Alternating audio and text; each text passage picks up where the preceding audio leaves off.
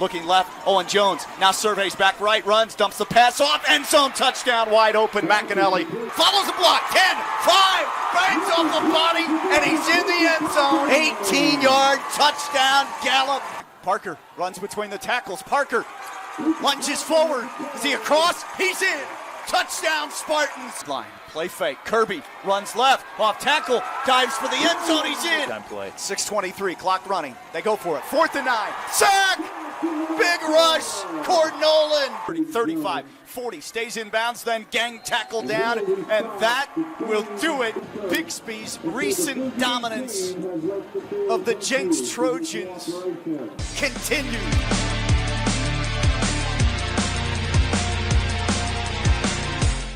One of the top games that you will see all season long is on tap here on a Friday night in the 918.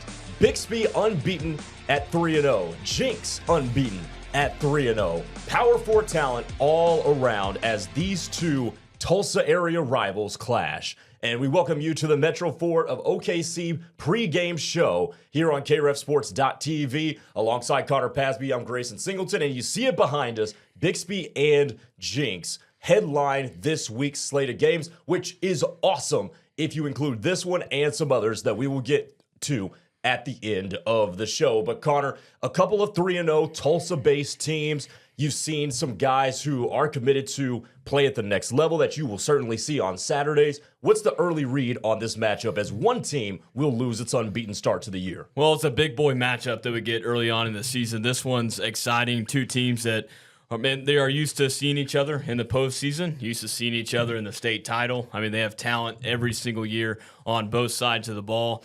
When you talk about Jenks, I mean, you got to mention Caden Jones, the talented 4-star running back for the Trojans. Man, he's a tough guy to get down on the ground. Early on for Bixby, they've had a few blowouts, so you've seen the starters playing well for about the first half, and then another group coming in. So they've been doing their job. I'm jacked up for this one. I mean, these are two teams that are extremely talented every single year. Yeah, no doubt. These two teams are a lot of fun, and the national spectrum has taken note of these two squads. On3 released its rankings for high school football across the country.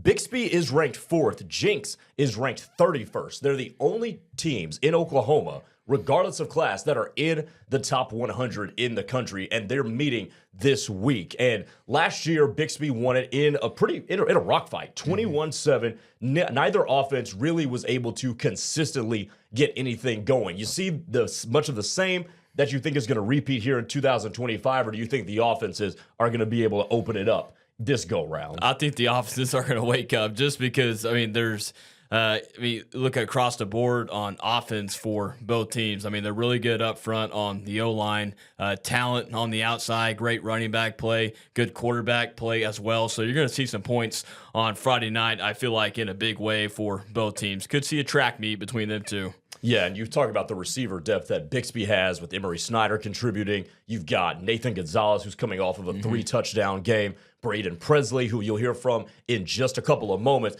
Caden Jones on the other side, 470 yards rushing, 10 touchdowns already for the former Oklahoma State commit. He decommitted a couple of days ago following the announcement of the firing of head coach Mike Gundy. But let's go to another guy who is also currently committed to Oklahoma State, and that is two-way star for Bixby, Braden Presley. Now, my conversation with Presley has a little bit of connection issues, but so you're going to want to work around that. But it was an interesting conversation that talked about family football, staying dialed in with this Spartan team, and also Pilates. Braden, one of the things I really wonder about Bixby is, how do you guys do it year after year? You win state championships, you win big games, and then the very next season, you guys still keep that same level of urgency and the same level of focus. How do y'all do that, man?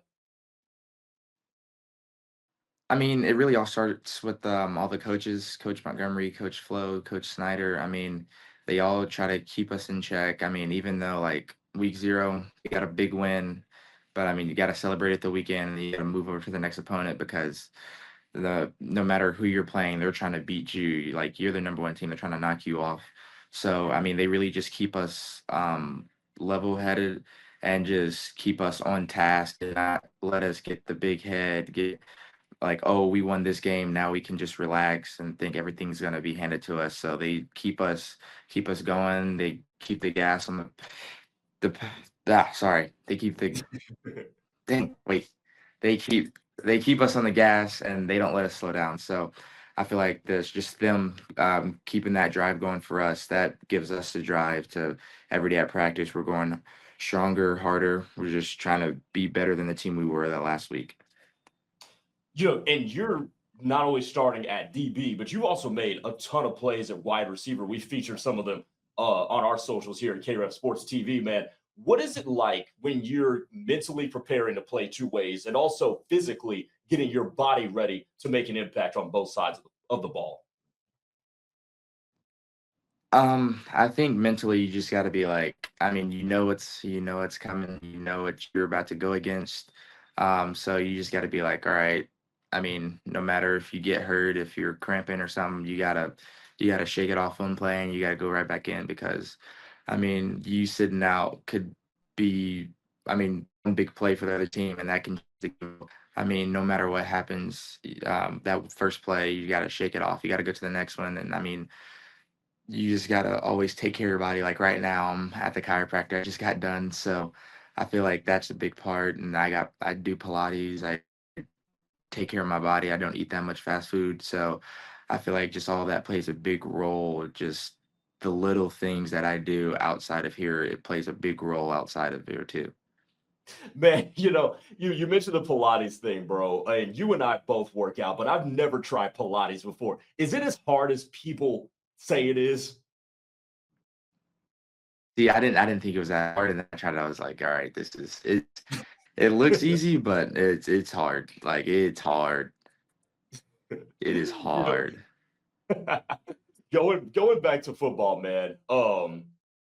When when you look at this team, what sets this team apart from the team last year that won state, and maybe even the team the year before last? What is so unique about this Bixby 2025 squad that's off to such a good start?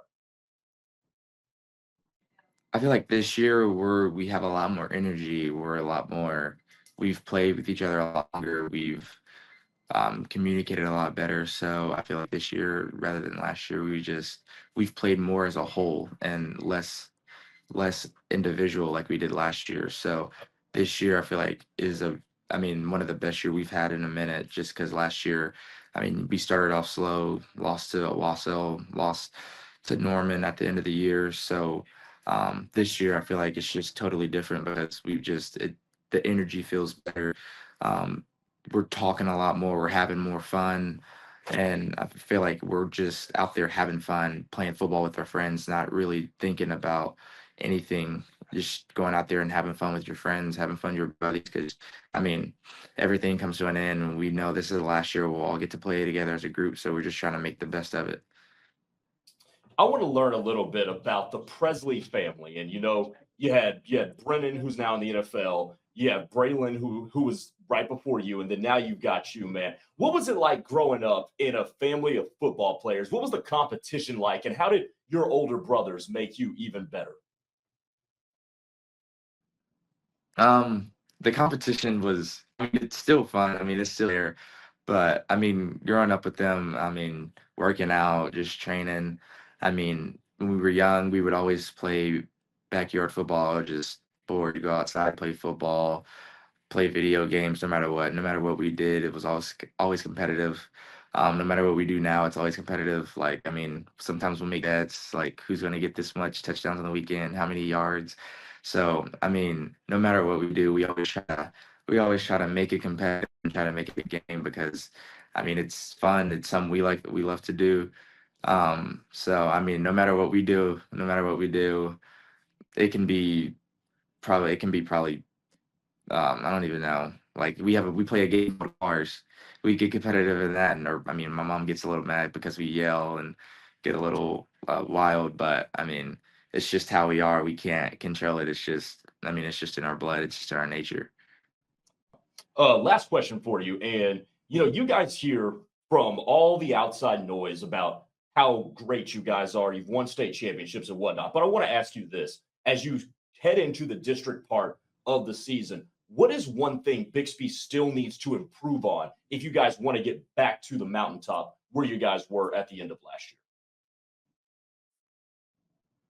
I mean, we still have a lot to improve on. We talk about it every week. We've won 3 games, but I mean, those 3 games, we know we can play better. I mean, we've had sloppy plays, we've had good plays. So I mean, just we have a lot to work on. We have a lot to get better on, team wise and individually wise. But I mean, we just come in every day trying to get better. I mean, we know we're not gonna have a good day of practice every day. Some days are gonna be worse than the others, but it's just how you take on that next day of practice, and if you let that one bad day of practice affect you, because if you do, then I mean, you're never gonna get where you want to be as the team we were last year. So, and I mean, this year with this group, I feel like every day we're just attacking practice a lot better. We're getting better every day. I mean, we haven't had our best practice of the year yet. We're still trying to get there.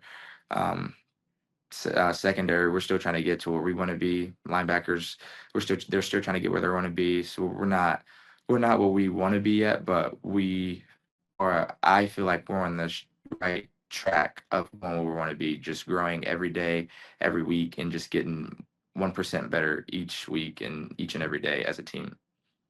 Braden Presley, corner and wide receiver for the 3-0 Bixby Spartans, part of our Metro Ford of OKC Game of the Week pregame show. Braden, appreciate the time, brother. Good luck the rest of the year. So thanks to Braden Presley for joining us here on the Metro Ford of OKC pregame show. Coming up next, one player in the OKC metro area was named by numerous publications and numerous outlets as the unanimous player of the week. We sit down with that person on the other side. Keep it here on the Metro Ford of OKC pregame show on KREFsports.tv. Metro Ford of OKC.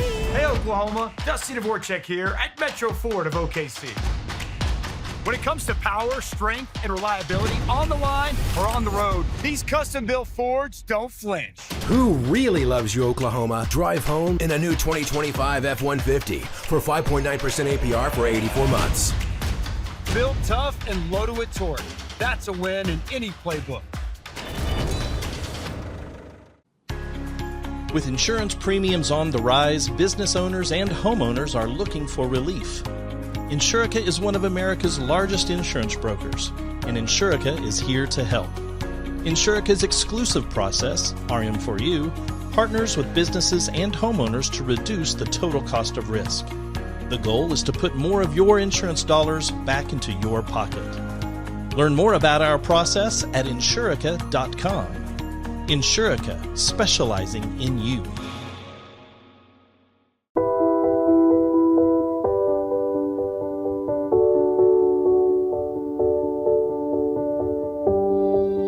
Spending life wisely means taking small steps towards a life of love and impact.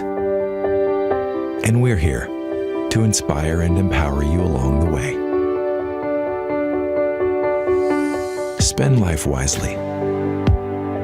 First United Bank.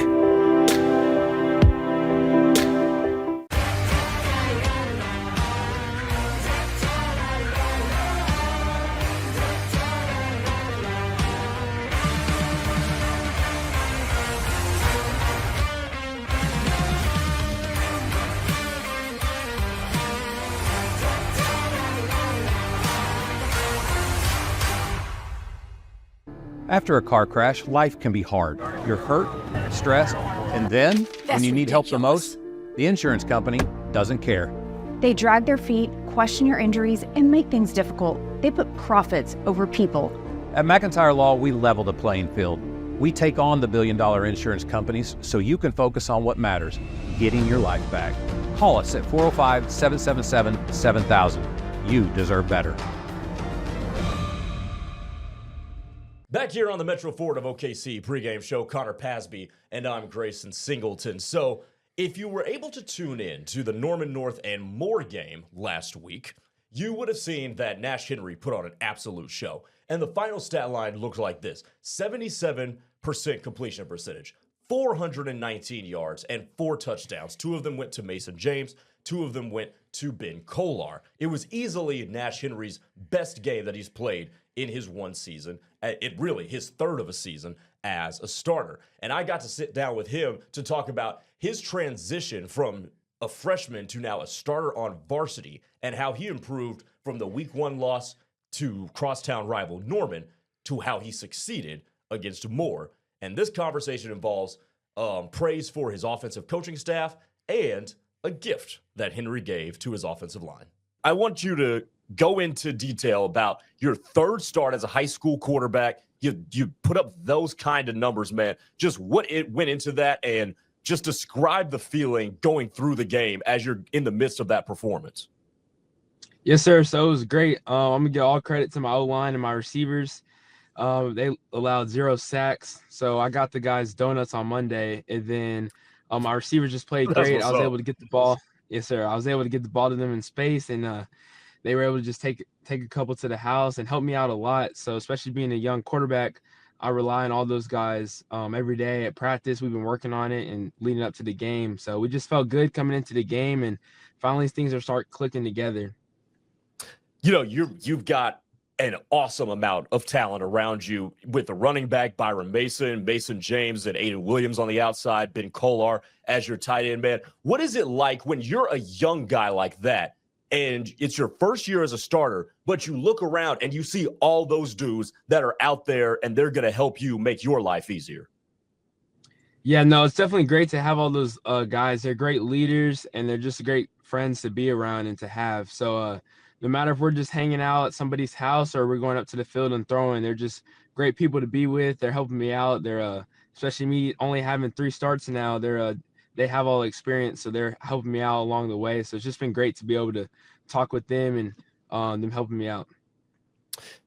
How do you feel like you have grown from your first start to your second start and then the third start where you put up these kind of numbers? What's that progression been like? Yes, I feel like I've been doing good. Just continue learning every day and continue to get better. Just watching a lot of film and preparation is much different now that I'm on the varsity level. So just it's been great. Just week by week, just trying to get better every week and helping my teammates out. You know, when you were going into this year, you knew you were going to compete for the job. So over the offseason, what were some of the things that you really wanted to improve upon and button up as you got ready for your first varsity season? Yeah, mainly a big thing about me was just getting bigger and stronger. I remember last year I was weighing in around like 165, 170, and now I'm at like 195. So just that aspect, just being able to take hits at the varsity level, just huge to be just a bigger person. Also just being a team guy, being a leader, helping my teammates get better every day. That's also a big thing that I was making sure I was mastering, especially heading into fall camp. Just had to make sure everyone's getting better. Everyone's just coming together well, just having a lot of team bonding. So I feel like I did a good job at those 2 aspects, and now we're here during the season. Couple more questions for you, Nash. And we're joined by Nash Henry, Norman North quarterback, who was named by multiple publications the high school player of the week here in Oklahoma after his last week's performance. Coach Jones and Rocky Moore and the rest of the offensive staff, how have they made this transition a lot smoother for you? Yeah, they've been doing a great job. Especially, I'm going to give a lot of credit to my quarterback coach.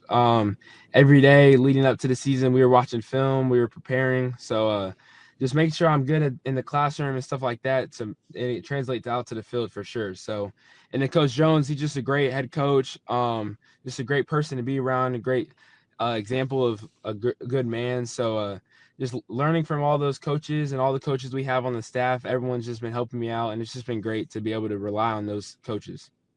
Last question for you. You guys go up to Edmond Memorial to start district play this Friday night. What do you think about the matchup with the Bulldogs? You're going up against a really good defense. Yes, sir. Yeah, it's a great team. I've watched some film on them. They've been doing really good this year. They're 3-0 right now, so it'll be a test for us for sure. We got to make sure we come out and prepare, make sure we're locked in for sure. But I feel like if we just play our game, we'll be perfectly fine. So that's one thing we got to do, just play our game.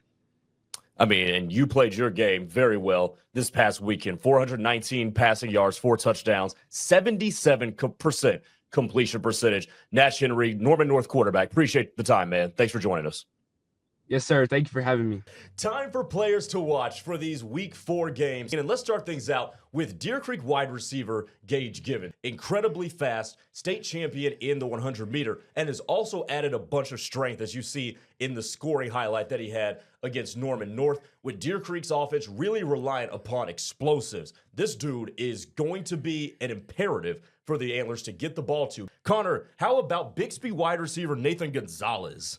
Yeah, Nate Gonzalez, so far this season, 10 receptions, 170 yards, 3 TDs.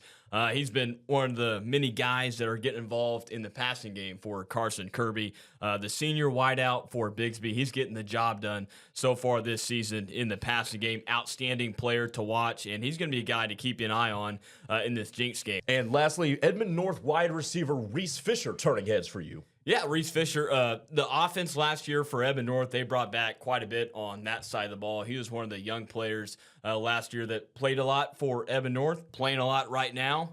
13 receptions, over 180 yards, 3 TDs. He's been a big target for Edmond North, and he's been a reason why this offense, despite the record, they've been clicking early on this year, and that's a great sign to see for the Huskies. Time to go through the rest of the games on this KREF Sports.TV slate. And let's start with a Thursday matchup as 2-1 Southmore heads to U.S. Grant.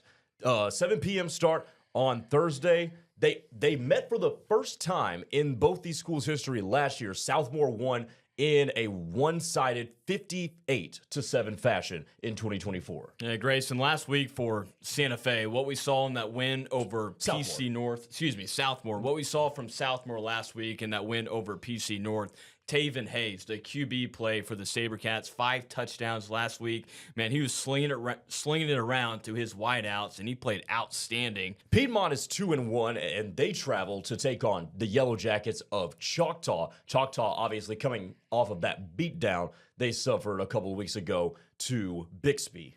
Piedmont's looking to bounce back after that loss to Norman. What we saw last week, it was the turnovers for Piedmont. 4 turnovers. They were able to move the ball, but it felt like every time they were moving the ball, they'd cough it up and give it back to Norman. So that's going to be a big key for them is when you're on the road like this, you got to take care of the football. Brooks Backus played well last week against Norman. You talk about Noxton Rollo, but Brooks Backus is another one of those backs that can impact the game for Piedmont. Yeah, and both teams coming off of games last week where they only scored 7 points. It was the 37-7 loss at Norman for Piedmont and a 57-7 loss at Bixby for Choctaw. Deer Creek looking for its first win of the season, also going up against a winless Enid team. Last year, Deer Creek shut out the Plainsmen 49-0, and the Antlers draw them again to open up district play. Well, Deer Creek is trying to open up that passing game with Dax Chansey. You know what Jalen Davis can do on the outside at wide receiver. They got to get that offense going, and this is a perfect time to do so on the road at Enid against a team that has been struggling very bad right now early on in the year. So great chance for Deer Creek to get that first win in the season. Edmond, Santa Fe, and Union, a couple of 0-3 teams meeting. Last year, Union won this one 26-14, both teams coming off the bye. Yeah, you don't say that often about Union early on in the season, looking for a first win through the first 3 games. 0-3 start for Union. Santa Fe on the road.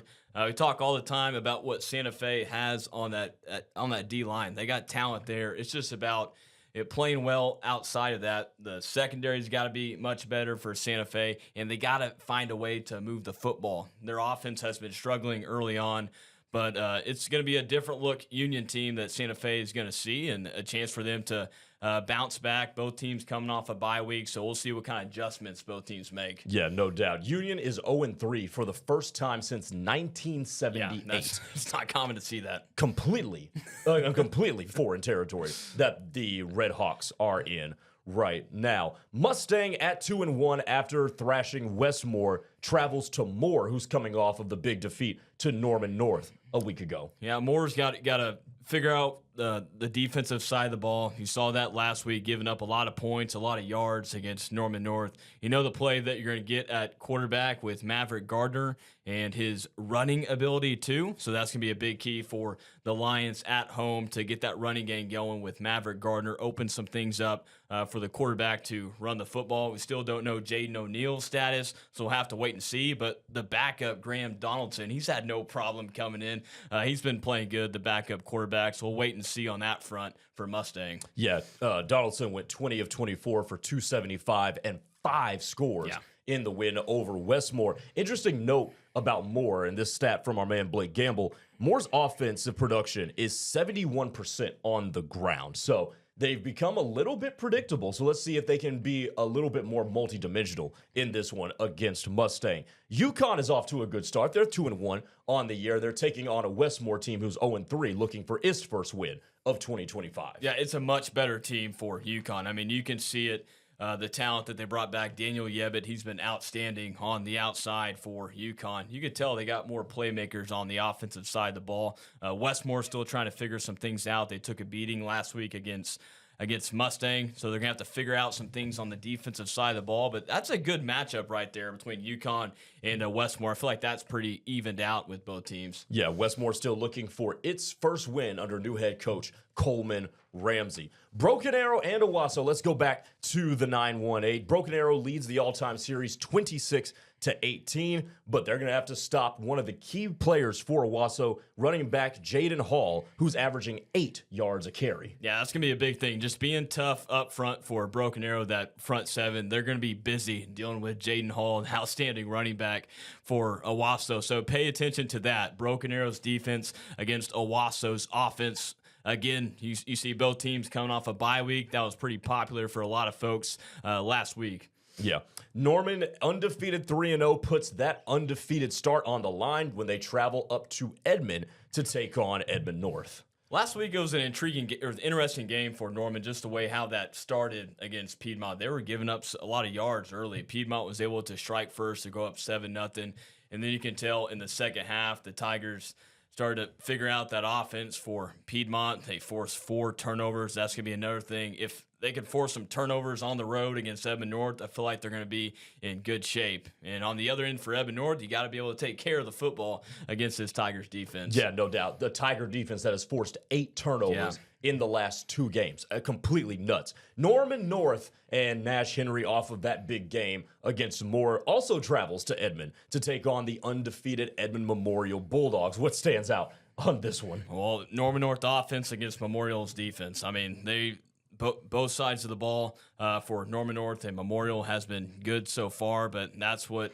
you're going to be paying attention to, because the points that Norman North has been able to put up so far, you go back to last week against Moore, then you see what Memorial's doing on the defensive side of the ball. So there's going to be some talent to look for both the Timberwolves and the Bulldogs, and that will be a great game that we'll have. Yeah, no doubt. Offense versus defense is going to be electric. I mean, for Norman North, this might be the best defense that they've seen all season long, and that includes the Norman defense that they opened up the season. For Edmond Memorial's defense, this will certainly be the best offense that they have seen up until this point, which gets us to our final game in the game of the week, Bixby at Jenks. 2 3-0 teams, 2 teams that are ranked in the top 100 nationally by On3 rivals. What makes the difference in this game? Well, I talked earlier, I think there's going to be a lot of points in this game. So it's going to be critical who gets some key stops late in the game, whose defense is able to come through in the fourth quarter, whether that's forcing a turnover or possibly getting like back-to-back 3-and-outs. It's going to be something like that in the fourth quarter, because both teams have been solid offensively. You know what Bixby does. They give you so many different formations. You know what Jenks does with Caden Jones. He's had no problem running the football early on for the Trojans. So who's going to be able to get some key stops late in this game is going to be able to tell the story. On the Bixby side, Oklahoma State commit Braden Presley, Oklahoma State commit Trey McLaughlin, West Virginia commit Emery Snyder, Caden Penny, the left tackle, it's a battle between Oklahoma and Ohio State. That's just on the Bixby side, and then you've got Caden Jones and others on the Jenks side. Plenty of firepower and talent on both sides for our Metro Ford of OKC game of the week. That'll do it for our pregame show here on KREFsports.tv. We will get you out to your game coming up next after this break. Enjoy the games and have a good night, everybody.